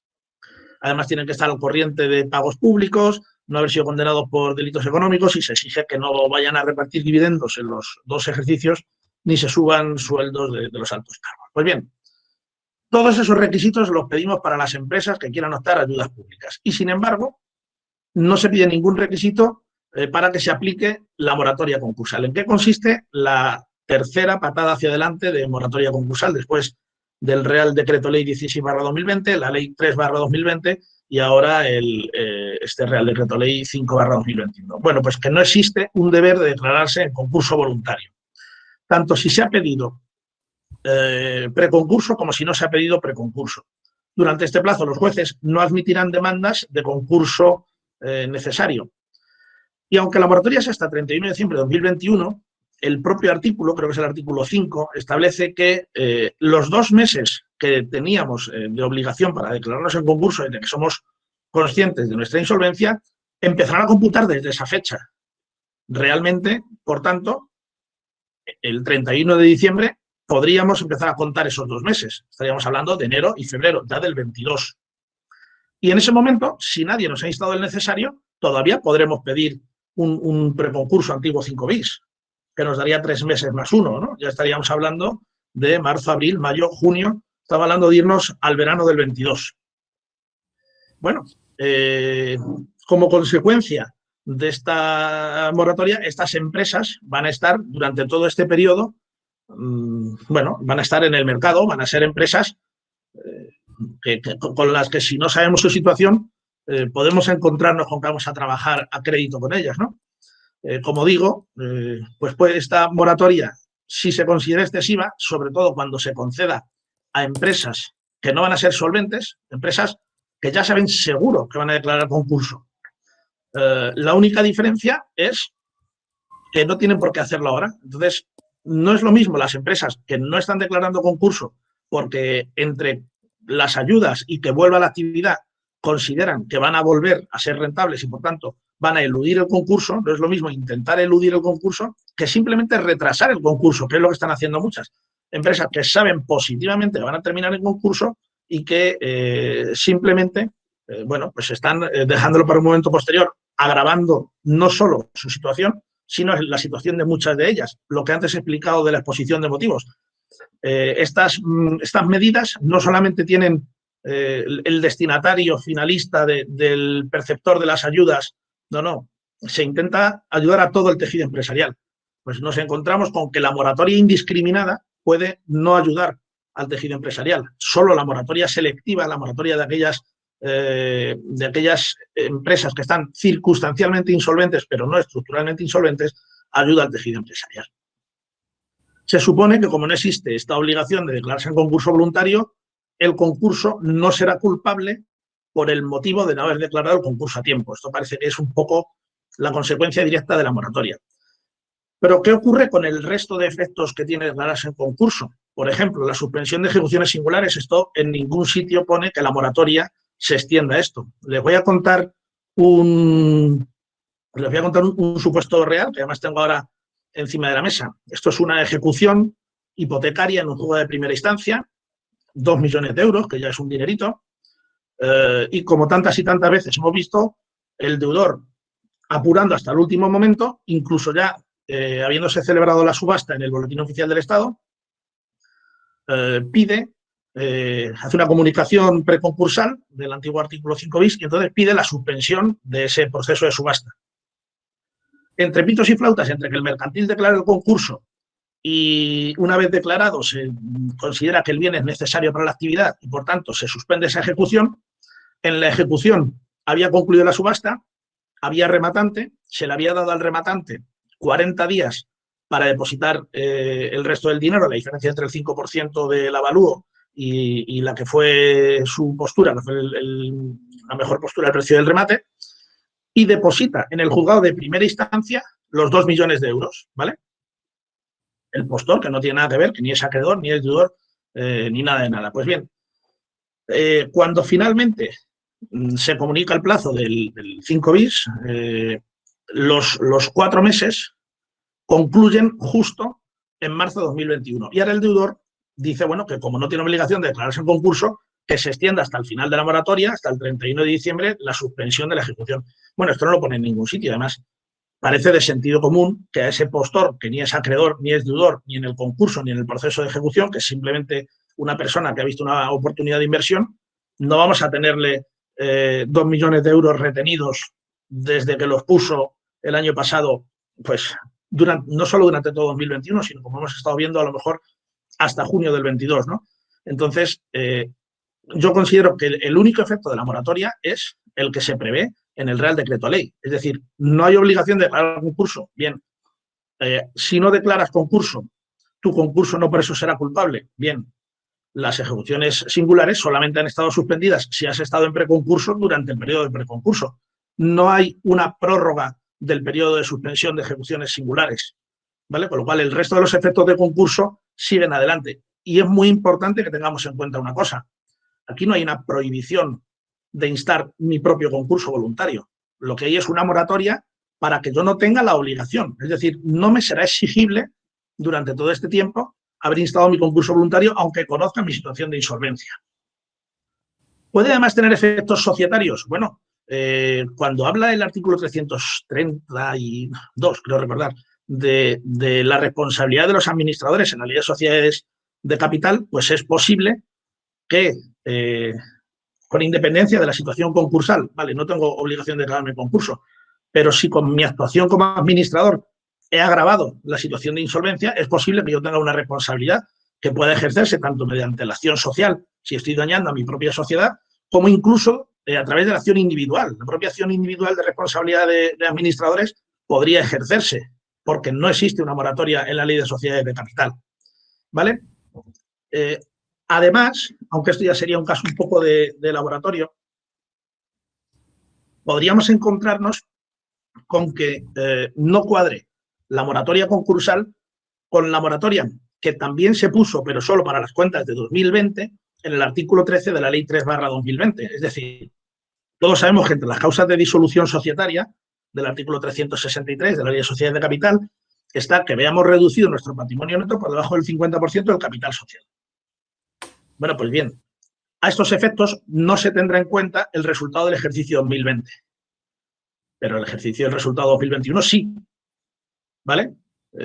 Es decir, la moratoria que sí se incluyó en la Ley de Sociedades de Capital en el anterior texto, en la Ley 3/2020, no se ha incluido ahora en el Real Decreto Ley 5/2021, no se ha prorrogado. Podría darse el caso, si nos hemos ido con la moratoria concursal, como yo he planteado, podría darse el caso que nos hemos ido con moratoria concursal hasta junio de 2022 y, sin embargo, las cuentas de 2021 dejan reducido nuestro patrimonio neto por debajo del 50% del capital social, que por la propia moratoria del artículo 13 podría darse por segundo ejercicio consecutivo y, vale, puede que no nos tengan en cuenta las cuentas de 2020, pero las de 2021 sí. Como digo, si se sigue prorrogando la moratoria concursal, podría darse un desajuste y encontrarnos con la increíble paradoja de que nos encontremos con la obligación de disolver nuestra sociedad en los términos del artículo 363 de la Ley de Sociedades de Capital sin que tengamos todavía la obligación de instar nuestro propio concurso voluntario.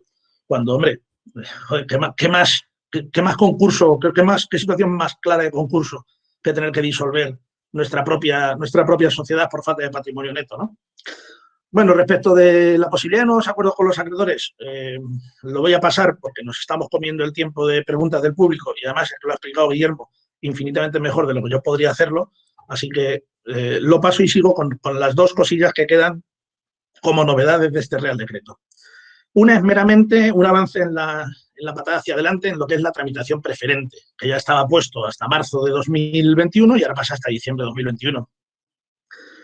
Lo de la tramitación preferente está fenomenal y además son materias en las que ya de por sí, aunque el legislador no hubiese dicho nada, simplemente por el sentido común que tienen los jueces, en la mayoría de estos asuntos el juzgado se da toda la prisa del mundo. Incidentes concursales en materia laboral, venta de unidades productivas, propuestas de convenio, incidentes concursales de reintegración, en fin, todo tiene mucha lógica, todo. Y lo único que se echa en falta quizá es que el legislador, en este caso el gobierno legislador, hubiese sido un poquito más concreto en qué es tramitación preferente, ¿no? Tramitación preferente es como un poquito brindis al sol, ¿no? Podrían haber dicho, no, vamos a poner los refuerzos que hagan falta en los juzgados de lo mercantil y el personal que haga falta y tal, para que todos los incidentes laborales estén resueltos en menos de un mes. Coño, eso sí es una medida objetiva, cuantificable, con números y con tal. Decir que estas materias se van a tramitar preferentemente, pues en un juzgado, pues, por desgracia sabemos que hay juzgados que tienen meses y meses de retraso. Tramitación preferente es que el tiempo medio de respuesta para un escrito de mi juzgado son 16 meses y esto solo te lo voy a tramitar en 14. ¿Eso es preferente? Hombre, pues sí, es preferente. 14 es menos que 16, pero sigue siendo, hola, ¿qué tal? Pero sigue siendo una barbaridad, desde luego, que esta preferencia en la tramitación no sea cuantificable, no sea objetivable y no se pueda establecer hasta dónde llega. Bueno, y yo, el último de los temas que quería tratar, de lo que suponen novedades en el Real Decreto Ley 5/2021, es la modificación del artículo 10 de la Ley 3/2020, antiguo artículo 15 del Real Decreto Ley 16/2020, que es el de la enajenación de la masa activa. Bien, lo primero que hay que indicar de este artículo, al margen de que es una tercera vuelta de tuerca y cuando un artículo hay que andar modificándolo con tanta frecuencia, joder, es que algo no está bien, ¿no? Es que no estamos a lo mejor poniendo concretamente el dedo en la llaga o donde toca, o no estamos dando con la solución exacta. Pero bueno, lo primero que sí quiero hacer ver es que el plazo no es el mismo que el de la moratoria concursal ni que el de los acuerdos que nos ha aplicado Guillermo. El plazo no es hasta 31 de diciembre, es hasta los concursos declarados hasta el 31 de diciembre. Ojo a la diferencia porque puede ser de muchísimos años.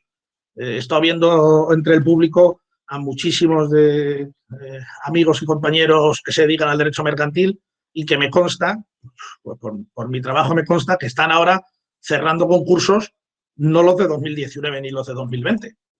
Ahora se están terminando de liquidar concursos, pues bueno, en fin, o sea, hay excepciones que son hasta de 2006, 2007, 2008, pero bueno, en general, lo normal es que estemos cerrando concursos de 2012, 2013, 2014, incluso concursos de la anterior crisis, de la crisis del ladrillo.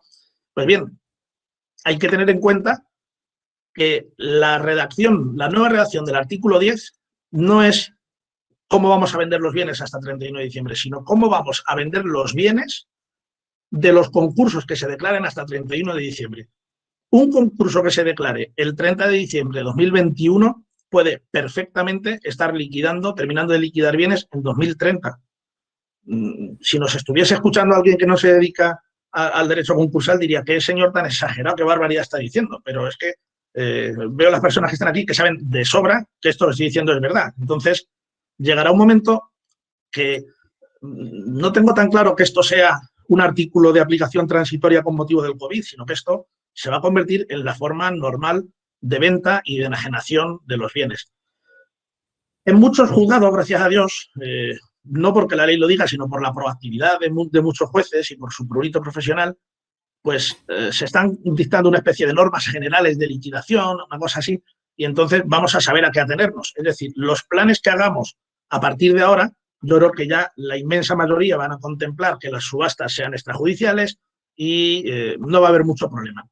El verdadero periodo transitorio del artículo 10 no es en sí hasta el 31 de diciembre, sino es hasta que terminemos de vender los bienes que estaban en concursos que tenían planes previos al COVID, en los cuales se usaba el formato estándar de voy a intentar venta directa X meses y si no me sale la venta directa X meses, lo llevaré a una subasta del BOE. Las subastas del BOE, y en parte estoy tirando piedras contra mi propio tejado porque, bueno, pues porque he sido encargado de las subastas BOE durante muchísimos años, lo cierto es que no se están mostrando como especialmente eficaces en el ámbito concursal por varios motivos. Hace poco acaba de publicar el Ministerio de Presidencia las cifras de subastas del portal del Boletín Oficial del Estado de 2020. El 52, creo, estoy hablando de memoria, pero el 50 y poco % de las subastas BOE han quedado desiertas. Y en las que no han quedado desiertas, la tasa de recuperación, que es una cifra que se calcula dividiendo el precio final por el avalúo, es decir, por el precio por el que salía a subasta, en inmuebles, que es el bien con una tasa de recuperación más alta, está en torno al 40 y tantos %. Luego hay un trabajo muy interesante de don Rafael Huerta, que es el letrado de la Administración de Justicia de Barcelona 7, sobre la ineficacia de la subasta BOE que no se ajusta a la venta de unidades productivas. En fin, lo cierto es que entre el COVID, la sobrecarga que tienen los juzgados y las cifras que está dando el BOE, bueno, pues cada vez más se está tendiendo en todos los concursos a vender los bienes con subastas extrajudiciales. Como digo, con los concursos que se declaren a partir de ahora, con los planes de liquidación que se hagan a partir de ahora, siguiendo estas normas generales que muchos juzgados se están aprobando, ya se pone de inicio la subasta extrajudicial como forma de venta supletoria para el caso de que no exista una posibilidad de venta directa. Pero en aquellos casos en los que habíamos previsto venta directa y la venta directa es muy difícil generalmente por los avalúos que se pusieron, en el plan de liquidación, si queremos seguir el plan de liquidación, nos vamos a ir a una subasta. ¿Qué es lo que dice ahora el artículo 10 después de esta reforma? Pues dice que las subastas podrán realizarse por subasta, bien sea judicial o extrajudicial, o por cualquier otro modo de realización que esté autorizado por el juez, de todos los previstos en el texto refundido. Como novedad, que no decía antes, la ley 3/2020 dice que excepcionalmente y durante el mismo periodo, aunque el plan de liquidación aprobado se hubiese previsto una determinada modalidad de subasta extrajudicial, esta podrá realizarse conforme a cualquier otra modalidad, incluida la empresa especializada, las entidades especializadas. Y dice expresamente, sin necesidad de modificar el plan, sin necesidad de solicitar la autorización expresa y simplemente comunicándolo en el siguiente informe trimestral. Esta reforma, yo tengo clarísimo lo que quería decir el legislador, pero desde luego era mucho más fácil decirlo sin enredar tanto la redacción. ¿Qué es lo que se pretende? ¿No? Bueno, pues se pretende evitar la sobrecarga que tienen los juzgados. Pues si en vez de sobrecargarlos con solicitudes de subasta, ahora los vamos a sobrecargar con escritos solicitando modificación, tramitar una modificación del plan o incluso de la autorización del antiguo artículo 188 de autorización judicial para vender en una forma de subasta que no era la prevista, pues, en fin, se perdería la finalidad. Con lo cual, lo que se pretende es simplemente que se pueda ir a cualquier modelo de subasta extrajudicial sin necesidad de modificar el plan, sin necesidad de autorización del juez del concurso y simplemente comunicando al juzgado en el siguiente informe trimestral la venta. La finalidad estaba clara. La redacción es farragosa. Es tan farragosa que realmente usa la palabra extrajudicial. Dice, si durante el plan de liquidación si hubiese previsto una determinada modalidad de subasta extrajudicial, ¿vale? ¿Qué pasa si lo que se haya previsto en el plan de liquidación, que es lo que ocurre la mayoría de las veces, y es una mayoría muy alta, se había previsto una subasta judicial? Hombre, el espíritu de la ley está claro. La finalidad de la ley está clara. Lo que nos están diciendo todos los jueces en todos los juzgados también está claro. Nos están diciendo, oye, no, vende y ya me comunicarás en el siguiente trimestral cómo has vendido. Ahora bien, también lo van a ver claro los señores registradores. Y aquí tenemos un problema, porque los que estamos en el concurso, bien sea en el juzgado, bien sea en despacho, bien sean administradores concursales, cada uno por su parte. Bueno, estamos acostumbrados a lidiar, ¿no? A que toca lidiar con el juzgado, a que toca lidiar con las partes, a que toca lidiar con los acreedores, toca lidiar con los bancos. Esto es una lidia, ya que está aquí mi maestro taurino, don Andrés, esto es una lidia constante, ¿no? Y también estamos acostumbrados a lidiar con el registrador. Pero si trasladamos la dificultad al adquirente, que es un inversor que no tiene por qué estar acostumbrado o interesado en lidiar con el registrador, de facto lo que estamos haciendo es devaluar los bienes, porque las personas que van a estar interesadas en participar en la liquidación como adquirentes quieren cuantos menos problemas mejor. Entonces hay que evitar este problema para que no se traduzca en desinterés por posibles personas que fuesen a comprar en el concurso y que este desinterés signifique una rebaja de los precios, porque una rebaja de los precios directamente es negativa para el concurso, ¿no? La propia finalidad del concurso es conseguir el máximo de dinero posible, la máxima satisfacción de los acreedores. Antes en la introducción he hablado de que parece que los que redactan las exposiciones de motivos y los que redactan las leyes, los articulados, no son los mismos. Bueno, pues en todo este íter, en todo este progreso que se ha producido entre el Real Decreto de Ley 16/2020 y el Real Decreto de Ley 5/2021, pasando por la Ley 3/2020, ha ocurrido una cosa muy curiosa, que es que, como supongo que saben, que la Ley 3/2020 trae causa de la tramitación parlamentaria del Real Decreto de Ley 16/2020, la exposición de motivos no se cambió. Esto es curioso, ¿no? Porque el Real Decreto de Ley 16/2020 dice: como los juzgados están sobrecargados, todas las subastas van a ser extrajudiciales.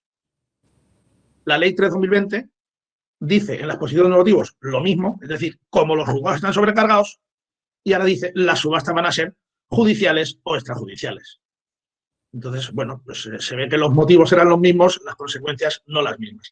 Y el resultado final, que es lo que tenemos a día de hoy en el Real Decreto de Ley 5/2021, salvo que se cambie dentro de 20 días, porque esto, en fin, es un ejercicio de futurismo pensar que esto se va a cambiar o se va a mantener, aunque parece que la tendencia va siempre hacia la subasta extrajudicial, pero bueno, pues esto, como sabemos, el legislador podría volver a cambiarlo.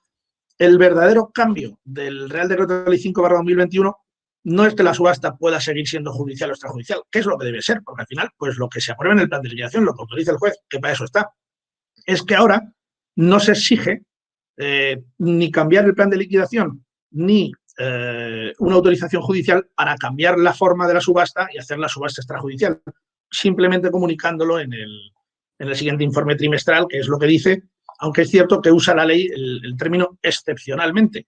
Excepcionalmente, entiendo que se refiere a que, como estamos en una normativa COVID, porque el Real Decreto Ley 5/2021 no es de modificación de la ley concursal, en teoría es normativa extraordinaria COVID. Lo cierto es que, como les he dicho, esto no es solo hasta 31 de diciembre, sino que es en concursos que se declaren hasta 31 de diciembre. Es decir, que en 2030 perfectamente podremos seguir diciendo que excepcionalmente cambio el plan de liquidación, simplemente comunicándolo en el siguiente informe trimestral. Como digo, yo auguro que a futuro este problema no se va a dar, porque en los planes que se están redactando ahora, lo normal es que ya se prevea el típico periodo de venta directa, lo que sea, y para si fracasa, la subasta extrajudicial. Todo el mundo se está yendo a subasta extrajudicial. Pero el problema lo tendremos, y espero que no se lo traslademos a los adquirentes para que lidien con los registradores de la propiedad, en todos aquellos planes de liquidación de concursos antiguos en los que se previó subasta BOE, y ahora, para evitar colapsar los juzgados, se están sustituyendo todas esas subastas BOE, también por motivos económicos, a subastas extrajudiciales, generalmente por entidades especializadas. Creo que he sido escrupuloso con el tiempo y, como no me ha dado tiempo a todo y es posible que estoy viendo entran muchas dudas, quizá alguna no me dé tiempo a contestarlas, y les dejo mi correo electrónico en la última diapositiva y a disposición, por supuesto, de todos los asistentes. Muchísimas gracias. Muchísimas gracias, Enrique, por la exposición tan clara como siempre.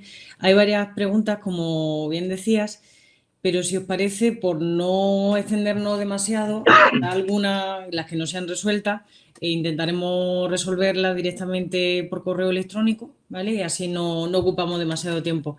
Enrique, voy a ir directamente a preguntarte algunas, ¿vale? Entiendo, por ejemplo, que esta en concreto ya ha sido respondida, pero bueno, Victoria Betancourt plantea que si para determinar la viabilidad de una empresa cara a solicitar la ayuda van a computar las pérdidas del año 2020 o esta viabilidad se reflejará según los datos al cierre de 2019. Yo entiendo que sí. No es que se vayan a computar las pérdidas de 2020, es que se van a comparar los resultados de 2020 con los de 2019.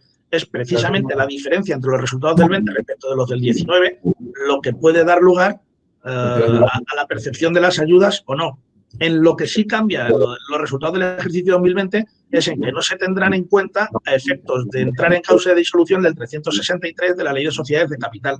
Pero a efectos de la percepción de ayudas directas sí, es la comparativa entre los resultados del 20 y los del 19 lo que puede dar lugar a ser perceptor de las ayudas. Perfecto. Preguntaba también Miguel Torralba, decía que, bueno, que se salía un poco del tema principal, pero quería saber expresamente la opinión sobre la figura del experto independiente del texto refundido de la ley concursal o experto externo de la directiva supuestamente aplicable para el 17 de julio del presente año. Todo ello en el momento preconcursal. Esta figura es independiente del concepto de administrador concursal o mediador. No sé si, la opinión, no sé si es para Guillermo esta pregunta o para mí. En principio, claro. Pero bueno, como estamos contigo, si no te importa, te la lanzo directamente a ti. Vale, bueno, a mí la figura del reestructurador me parece fantástico. Me parece que todo esto que estamos hablando de la moratoria hila perfectamente con, con la transposición de la directiva. Estamos pendientes de transponer la Directiva Europea de Insolvencias de 2019. Es decir, sería una buena cosa decir, vale, aproveché la moratoria y no declaré el concurso y aproveché todo ese tiempo para ir haciendo algo. Por ejemplo, para intentar reestructurar mi empresa. Así han surgido figuras que se interpretan de distinta manera, ¿no? En Barcelona, esta figura del prepack, que es algo parecido a unas normas que también en Madrid han salido, no exactamente de prepack, pero bueno, sí es cierto que yo lo veo bien. Y en España, en el sistema español, se está tendiendo a que, aunque sea una figura diferente, el reestructurador de lo que es el administrador concursal, se exijan los mismos requisitos, porque en los juzgados en los que se ha designado ese reestructurador, me consta que hay un auto de Málaga 1, hay varios autos de Barcelona, creo que en Palma de Mallorca también. Bueno, pues me consta que a esa figura de experto independiente, reestructurador o como lo quieran llamar, después lo están nombrando administrador concursal si la empresa llega a concurso. Así que no está en la ley en ningún lado, ni en la directiva está en ningún lado, pero parece que lo razonable, mientras el criterio judicial sea ese, es que se le exijan los mismos requisitos para ser reestructurador que se le pedirían para ser administrador concursal. De hecho, en la propia resolución, en el tema prepack, en la propia resolución en la que se nombra, se establece ya la previsión de que en el caso de declararse posteriormente el concurso, será administrador concursal, con lo cual necesariamente debe reunir los requisitos para ser administrador concursal, que tiene todo el sentido, claro. Ya, aquí lo importante de esto, que evidentemente es una figura que no está ahora mismo regulada en la normativa, y vamos a ver cuándo se transpone la directiva, porque creo que han pedido una moratoria también, les gustan las moratorias a este gobierno, una moratoria también para transponer la directiva. Es un poco porque el que refinancia o el que está en esos umbrales del concurso o refinancia, incluso va a comprar la empresa, ¿no? Va a adquirir la unidad productiva, está ahí medio pastoreando, por decirlo de una manera gráfica, la compañía, pues para que no se le considere ni administrador de hecho, ni se puedan rescindir su financiación, las financiaciones puente, ¿no? Va por ahí. Yo creo que ese es el interés, pero claro, habrá que ver cómo se hace, porque a mí me parece, y yo soy un poco crítico con lo que han hecho, crítico y no crítico. Crítico no, me parece maravilloso lo que han hecho los compañeros de Barcelona y tal, y bueno, la guía esa de buenas prácticas de aquí que se ha aprobado en Madrid, pero al final todo esto, como no tiene asiento legal, pues puede llegar uno y decir, mire, pues mañana le meto una rescisoria y a ver que es el juez tan guapo que dice que no es tal, o le meto una calificación el día de mañana como administrador de hecho y pues ya veremos, ¿no? Pero es que no, es que yo lo pensaba, es que yo como juez lo tutelé, lo custodié, porque es un poco la tranquilidad de esto, pero creo que ese es el problema, de que si no hay una base normativa, está muy bien, es una declaración de intención muy buena, pero vamos a ver cómo queda esto, ¿no? Yo en línea con lo que dices, Andrés, de hecho, leyendo los autos de Barcelona, dicen, no, y se tendrá también en cuenta en la relación lo que alguno de los ofertantes haya aportado para la continuidad. ¿cómo vas teniendo en puertas el concurso? ¿Cómo vas a aportar tu dinero si no tienes un sustento legal que haga que ese crédito que tienes tenga un cierto privilegio o una garantía de retorno al concurso? Eso es una cosa que, claro, tú puedes decir lo que sea, pero la ley te dice que eso no es un crédito contra la masa ni nada que se le parezca. Entonces, al final, frustras la posibilidad de que se haga bien. Sí, pero sí. Hay varias preguntas en el mismo sentido de cara a dar seguridad a esa modificación, a la adjudicación como tal, de cara al registro de la propiedad, que como bien sabemos todos suele ser de los mayores problemas que nos llegamos a encontrar. Y pregunta directamente a Antonio Muñoz de Gisper, si se prevé cualquier modalidad de subasta extrajudicial, si modificar el plan y pedir la autorización judicial, ¿requerirán los registradores un decreto judicial de adjudicación? Por ejemplo. Pues hombre, yo no sé qué pensáis vosotros, ¿no? Pero Entiendo sí, que no, ¿no? si entiendes con la ley, el decreto ley es ley, ¿no? Yo sé por qué. Sí. Todavía me parece que los decretos leyes tienen eficacia normativa, incluso con los registradores de la propiedad. Pues oiga, mire, si esto se hace conforme a la normativa y se modifican los planes de los métodos de realización de activos conforme a la ley, ya, pues mire, nadie me puede exigir un decreto que sea una modificación de plan o una pseudo modificación de plan, porque no lo quiere el legislador. Bien o mal, pero es lo que estamos aquí. Yo creo que lo que se ha querido es un poco de, oiga, barra libre entre comillas para que el administrador concursal y luego en su informe trimestral, lo que acaba de explicar muy bien Enrique, pues lo ponga ahí y se realicen bienes. Y claro, o sea, yo soy administrador, o sea, liquidador, yo tengo un plan de liquidación que me habilita y me da la condición de liquidador, oiga, pues lo liquido. Y usted, señor registrador, pues trague con esto. Pues si vamos al otro, pues no sé para qué vale el decreto ley. Con el que puedo estar más o menos de acuerdo, que a lo mejor no estoy muy de acuerdo con esta barra libre, pero si se aprueba la barra libre y tiene eficacia normativa, pues tendrá que pasar por ahí, ¿no? Cualquier otro atajo me parece que no es el que prevé la ley, desde luego. Preguntan también exactamente en el mismo sentido que si bastaría con el testimonio del informe trimestral que contradice ese plan de liquidación, pero entiendo que ya está resuelta. Lo que sí voy a contar voy a contar una trampita que, bueno, esto me ha pasado en un supuesto real. Después de hablar con el juez me dijo, por supuesto, pues lo mismo que acaba de decir Andrés, no voy a decir qué juez es, y si nos dijo, no, vended porque este es el espíritu del Real Decreto Ley y os vais a la notaría, escrituráis y lleváis la notaría y tal, lleváis la escritura al registro y tal. Sabíamos que el registrador concreto era un poco especial y entonces lo que hizo el administrador concursal es pedir una autorización de venta extrajudicial, o sea, de subasta extrajudicial, y el juez, al que se le había avisado que era por un tema registral, contestó con una providencia de 2 líneas diciendo, no, mire usted, no voy a autorizar esto porque no hace falta autorizarlo, porque ya dice el Real Decreto Ley 5/2021 que se puede ir usted a la forma de subasta que le dé la gana, ¿no? Esa providencia de 2 líneas nos ha hecho muy, muy buen apaño en el registro de la propiedad, porque a la vista de esa providencia el señor registrador no ha tenido... hay una resolución judicial ya, ¿no? Claro, sí, es una providencia de 2 líneas que viene a decir algo así como, iros a molestar a otro lado, ¿no? Viene algo así como a decir, a mí no me molestes, coño, que ya hay un Real Decreto precisamente, un Real Decreto que precisamente se ha pensado para que no me molestes, ¿no? Entonces no vengas aquí vete y vende como te dé la gana, algo así. Brillante resolución. Enrique, nos pide Cristina Asencio esa providencia como sea. Son 2 líneas, si fuera posible.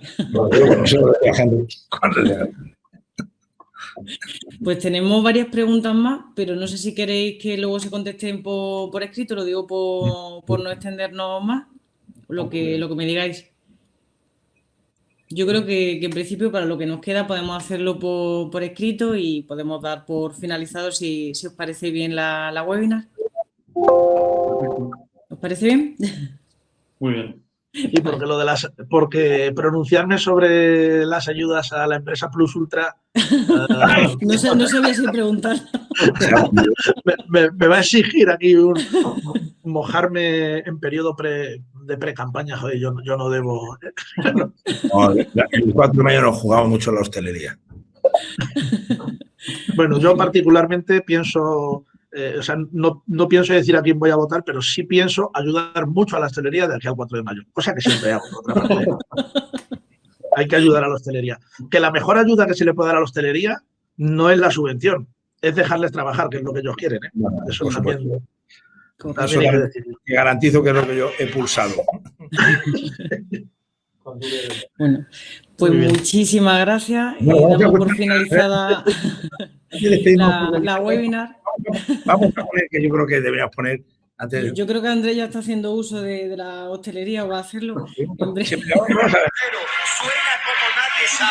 Vamos a despedirnos con la música de Semana Santa. Bueno, perfecto. Pues muchísimas gracias a todos los asistentes y que tengan una feliz Semana Santa. Muchas gracias. Igualmente.